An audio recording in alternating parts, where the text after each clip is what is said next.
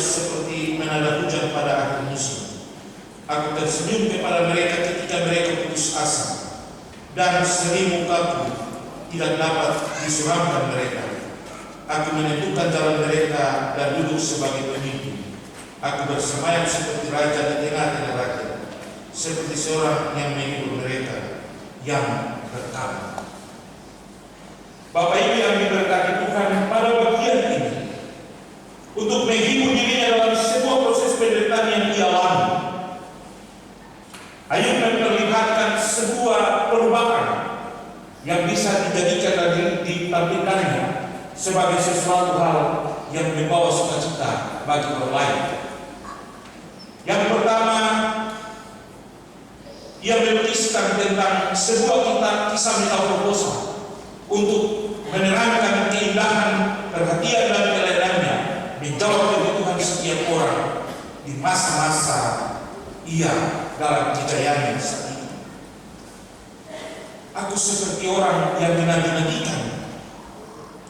Aku ada dan bisa memberi sebuah hal yang baik, yang dilukiskan dalam ayat 23. Kemudian ayat 24. Aku tersenyum kepada mereka ketika mereka putus asa.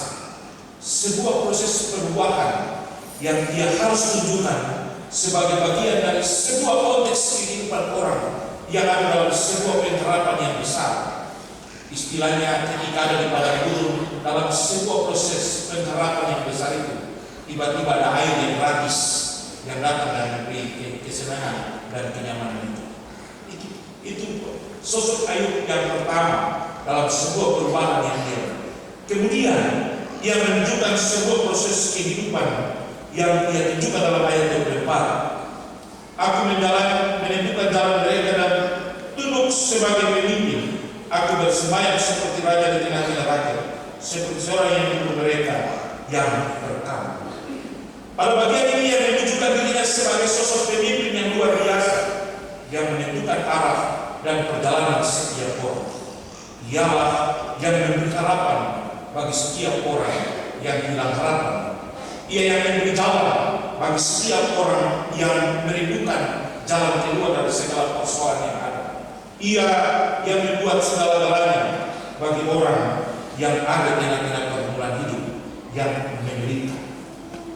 Itulah sebabnya ia sendiri memberi dirinya untuk ada dalam sebuah pengharapan ketika di tengah-tengah penderitaan yang ia alami.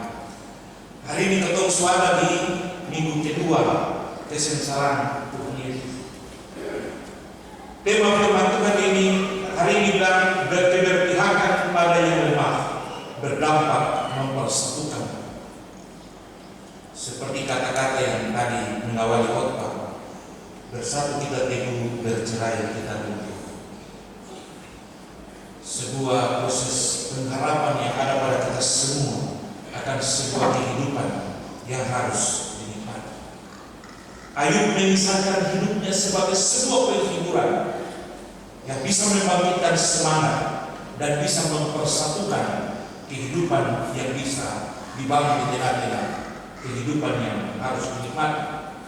Kita semua punya pengalaman yang luar biasa ketika kita ada dalam sebuah proses kehidupan yang kita jalani.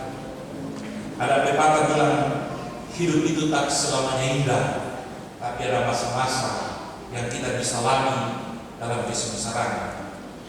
Hidup itu tidak selalu di atas, ada saat-saat kita menjadi bagian di bawah. Bahkan orang bilang hidup itu seperti roda dan dia berputar terus, dan tidak mungkin orang itu enak, hidup enak. Kita ada dalam masa-masa yang sulit, dan masa-masa yang sulit itu kadang-kadang membuat kita harus memandang ke belakang untuk melihat apa yang kita alami. Tuhan, dulu itu satu hidup enak apa, begini-begini. Kalau kita memikirkan, terus kita bilang siapa saya tidak mengalami sebuah situasi karena kesalahan saya, mungkin masih enak seperti dulu. Atau disuruh di waktu sulit dulu masih sulit, kita hidup dan memikirkan. Ketika kita sudah ada dalam situasi yang menyenangkan, lalu kita bilang begini, memang ini satu susah itu di waktu dulu itu tidak bisa diungkapkan. tapi hari ini saya enak sendiri. Mau bikin apa saja saya bisa melakukan. Bapak Ibu, cobalah kita membayangkan apa yang dialami dan dijalani oleh Yesus ketika dalam sebuah proses penderitaan. Seperti Ayub bilang, akulah yang memberi mereka jalan. Aku mendapatkan berkat bagi orang-orang yang binasa. Aku menjadi mata mereka bagi orang-orang yang buta. Aku menjadi kaki bagi orang-orang yang lumpuh. Dan kita membayangkan itu. Yesus mengalami sebuah proses penderitaan. Dan dia bilang, aku yang menjadi sosok yang luar biasa, memberi kehidupan itu bagi kita semua. Lalu kalau kita ingat kehidupan masa lalu yang sulit, tapi sekarang kita senang. Lalu kita harus bilang, seandainya Yesus tidak sengsara dan mati untuk kita, apakah kita bisa hidup dan menikmati hidup ini? Seandainya Yesus tidak mengalami dan mengalami semua proses itu, sehingga dia berkata, karena akulah seorang pemimpin yang selalu dirindukan di tengah-tengah hidup setiap orang. Sebab aku tersenyum kepada mereka, dan mereka pun hilang semangat, hilang putus asa mereka, tetapi muka mereka berubah menjadi sebuah sukacita. Itulah sosok Yesus yang harus kita pikirkan dalam proses kesengsaraan. Ayub mengajak kita untuk memandang ke belakang tentang sikap Yesus dan perilaku Yesus yang membuat kita ada dan memberi semangat hidup bagi kita. Bapak Ibu bayangkan ketika dia dalam sebuah proses penderitaan yang luar biasa. Dia berdoa untuk Tuhan, jika cawan ini harus berlalu, maka dia harus berlalu. Kalau ini kehendak, biarlah semuanya terjadi. Kalau penderitaan ini ditanggung oleh manusia, biarlah mereka yang menanggungnya. Tapi kalau ini kehendak Allah, biar aku sendiri yang menanggungnya. Sehingga dengan bangganya Paulus dia bilang begini, karena dosa satu orang, semua orang mendapatkan buta. Tetapi oleh penderitaan, kematian dan kebangkitan seseorang, semua orang yang percaya kepadanya mendapat sebuah kehormatan di hadapan Allah. Sehingga Yesus mengajak semua orang, dia bilang begini, marilah kepadaku hai kamu yang letih lesu dan berbeban berat, aku akan memberi kelegaan. Bagian firman Tuhan dia menjelaskan secara detail bagaimana tindakan dan perilaku Yesus di tengah-tengah pergumulan dan ketaatan kesetiaan yang dia jalani. Aku tersenyum kepada mereka, dan ketika mereka putus asa, muka mereka menjadi berseri-seri. Orang yang menantikan aku seperti menantikan hujan, dan menandakan mulutnya seperti menanda hujan pada akhir musim. Ayat 23-24. Dan itulah sosok Yesus. Tema dia bilang begini, keberlimpahan pada yang lemah berdampak mempersekukan. Bapak Roni lagu juga kalau kita pahami bagaimana dia bilang, ketemu semua ini saudara.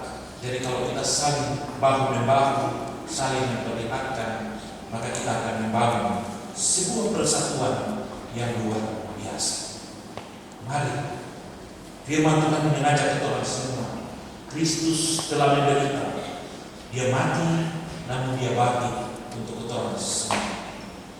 Dia telah bilang yang banyak-banyak, dia telah kasih nasihat yang luar biasa. Dia tidak pernah datang memaksa kita, tapi dengan rendah hati dia bilang begini, kamu akan disebut muridku apabila kamu saling mengasihi. Sebab mengasihi berarti kita membangun kebersamaan dan persekutuan. Mengasihi berarti kita saling mempercayai dan menikmati sebuah kehidupan panjang yang bisa kita nikmati. Dan itulah ketaatan dan kesetiaan Yesus supaya kita ada dalam kehidupan. Mari Bapak Ibu sekali lagi kita pulang dengan penuh sukacita, memandang hanya kepada Yesus. Lalu kita bilang, cuma Dialah yang bisa memberi kita sebuah jawaban yang pasti. Kalau aku cari damai, hanya aku dapat di dalam Yesus. Kalau aku cari ketenangan, hanya ditemui di dalam Yesus. Tak seorang pun dapat menghiburku, tak seorang pun dapat menolongku, hanya Yesus. Jawaban kita yang pasti. Tuhan memberkati kita. Amin.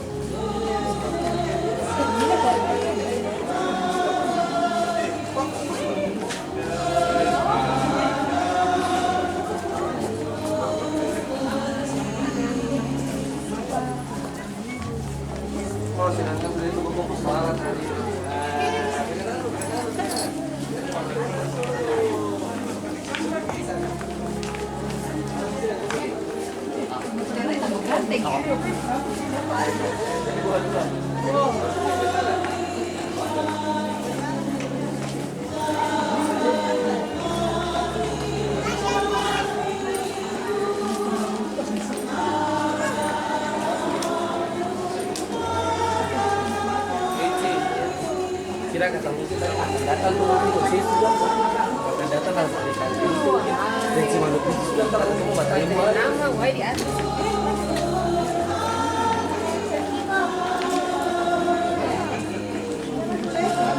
satu pertanyaan